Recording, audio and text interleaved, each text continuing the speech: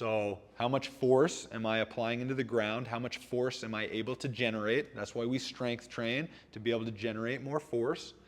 We have our ground contacts, short or long ground contacts. Typically, you're going to see in acceleration, we have longer ground contact times. And as we get closer to our top end speed, we're going to start seeing shorter and shorter ground contact times. And how much force can we apply in those ground contact times? And then we have the direction of force. So if I want to move that direction, I need to apply force that direction.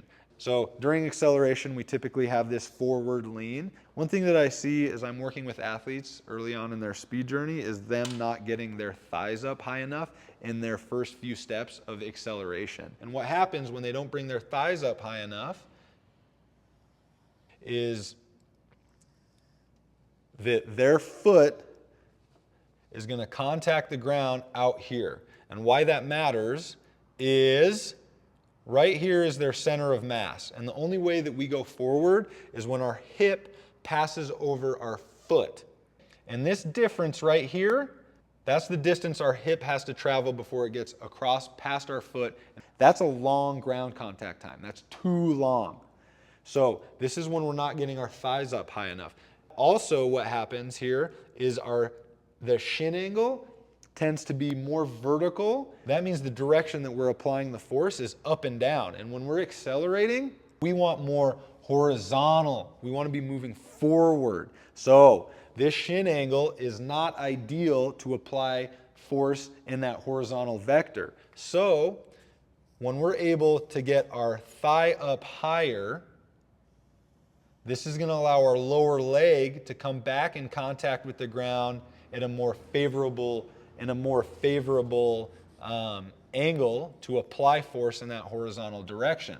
So now we're applying more down and back, which is going to propel us up and forward. Yes, we're moving up and forward when we accelerate. Not only does it do that, but look what happens. If I continue drawing this out, my foot is going to come in contact with the ground. Instead of right here, it's coming in contact with the ground much closer to my center of mass.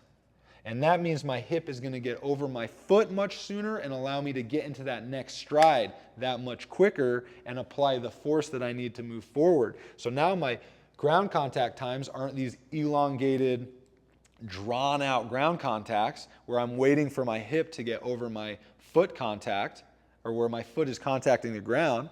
Now it's much closer and I'm able to get over my foot and initiate the next stride. Really heavy sled pulls or sled pushes can come in handy as you're training the athlete to be able to become more aware of what they're doing in their stride.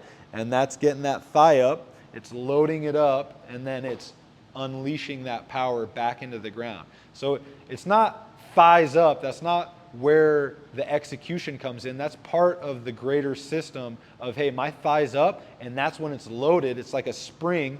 You load the spring as you bring the thigh up, and then as you strike into the ground, you unleash all that energy back into the ground, back and down into the ground, and that's what propels you forward. So if we're not getting our thigh up, we're not loading the spring as much as we could to generate that force and apply it back into the ground. Our system as a whole is a very elastic system. There's a lot of elastic energy and elastic potential. There's a lot of elastic potential energy that can be applied and used. And when we're not getting our thigh up, we're leaving a lot of that untapped and unused. So just by bringing the thigh up and then violently striking into the ground and propelling ourselves forward, we're tapping into that potential that these athletes or that these sprinters have in order to move forward at faster rates. And that's what we want to do. The athletes that are the fastest, the athletes that move the quickest are able to apply a lot of force in shorter ground contact times, and they're able to apply that force in the direction that they need to. That's how we get faster.